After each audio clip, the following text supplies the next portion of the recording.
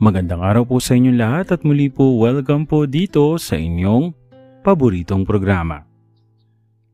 Dear Kuya E, hi po sa inyo at first time ko pong maglakas ng loob na ibahagi ang kwento ko. Itago mo na lamang po ako sa pangalang Mark. Lumaki po ako na nasa simbahan, nagsisilbi.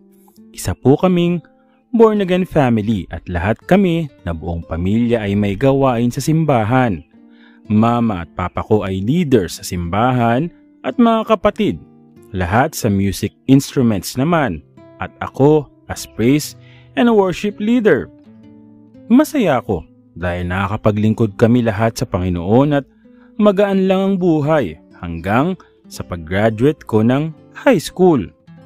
Ako at ang kuya ko nag-decide na pumasok sa isang theology school at yun ay ang parang magiging pastor kami ng aming simbahan pag kami ay nakapagtapos na. Nangyari po ang lahat ng makamundong bagay sa akin nung nandun ako sa theology school.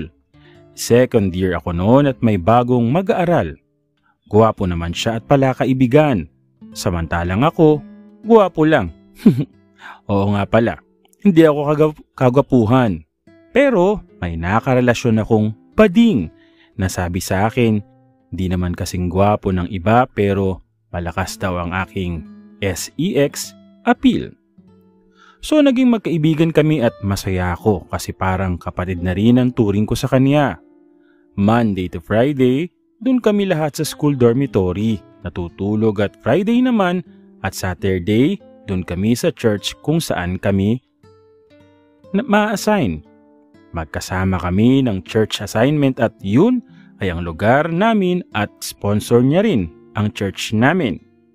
Naging matalik kaming magkaibigan, yung tipong pinagtatabihan niya ako ng pagkain pagka wala ako. At kahit sa dormitory, gustong gusto niyang magkatabi kami na matulog kahit masikip yung kama kasi double deck. Hanggang sa ipinagbawal na magtabing matulog at galit na galit siya noon. Every Friday at Saturday lang kami pwedeng magkatabi matulog doon sa assign na church namin. Pero noon pa man, pag magkatabi kaming matulog, palagi ko nilang nararamdaman ang nakastanding ovation niyang paps. At para bang sinasadya niyang idikit sa akin ang naggugumalit na paps. Pero para sa akin, wala lang yun. Lalo na't pareho kaming magpapastor. Gusto kong mag-mission pagkatapos ng study ko at mag-aral ng salita ng Diyos. Pero dahil sa nangyari, nawala lahat. Isang araw, graduating na ako noon at puspusan ng pagdadasal, pumasok ako sa prayer room at nagdasal. Nakadapa ako at umiiyak dahil sa presensya ng Panginoon nang may biglang pumasok. Ang kaibigan kong manyak na itago natin sa pangalang John. Bigla siyang pumunta sa aking likuran at parang nangungulit. Sinaway ko siya at pilit na pinaalis pero nagulat ako, parang sobrang lakas niya at parang hindi naman siya nagbibiro lang at sinabi na huwag kang maingay, maririnig tayo. Sabay hawi ng short ko. Kinabahan na ako noon. Sabi niya huwag kang sumigaw, mapapahiya ka lang at buong pamilya mo. At dun ko po naisip na kahihiyan nga ng buong pamilya ko kung sakaling makita kami na nangyayari o sa nangyayaring ganun. Bigla niyang nilagyan ng laway ang kanyang paps at alam kong mas may pagmamalaki yun kasi palagi kong nakikita yun na nakastanding ovation. Bigla niyang inilagay ang kanyang paps, Kuya E. Sa kakamadali, grabe. Sobrang sakit. Narinig ko mismo na nararamdaman ko na tila ba may napunit dahil nakapasok na ang kanyang paps. Akala ko na namamatay na ako sa sakit. Sobrang kaba na hindi ko alam bakit nangyari lahat to at sa harap pa ng Panginoon.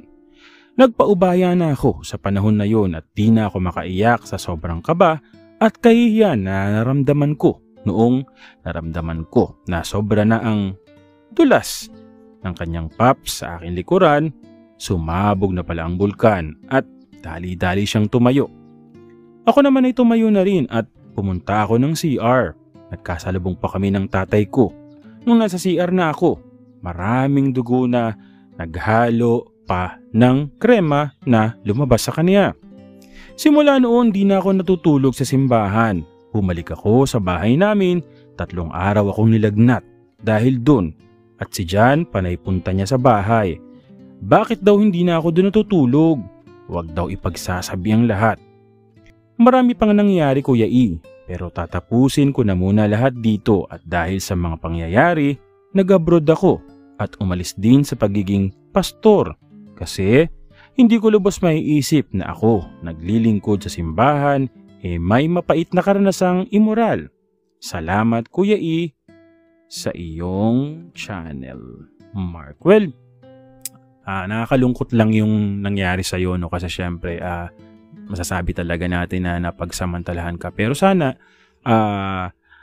sa pangyayaring yun, hindi mo itinuring na hindi naman kasi ikaw yung gumawa ng kaimoralan kundi yung kapwa mo. So ikaw yun na pagsamantalahan, so wala kang kasalanan. So alam ng Diyos yan, alam ng Panginoon na wala ka namang kasalanan sa nangyari. So, siguro baka na masyado ka lang din talagang nagilty o nagilty ka dun sa sarili mo na nangyari yung ganong bagay sa'yo. Tapos, syempre na dun pa sa harap mismo nung bahay sambahan. So, nakakalungkot lang din talaga na kumbaga ay nabago yung iyong pamumuhay o nabago yung estado ng buhay mo. At lumayo ka, no? Siguro mas magiging if ever magiging masaya ang Panginoon kung tinuloy mo yung kung ano man yung dapat mong kakalagyan o bilang pagiging pastor. Pero siguro nga yun nga talaga baka yun na nga yung bumago sa yung kapalaran. So sana naman ay okay ka lang ngayon. Muli po, maraming salamat sa iyo Mark sa yung kwento at muli maraming salamat po sa patuloy na sumusubaybay, sumusuporta dito lamang po sa inyong paboritong programa. Maraming salamat po sa inyong lahat.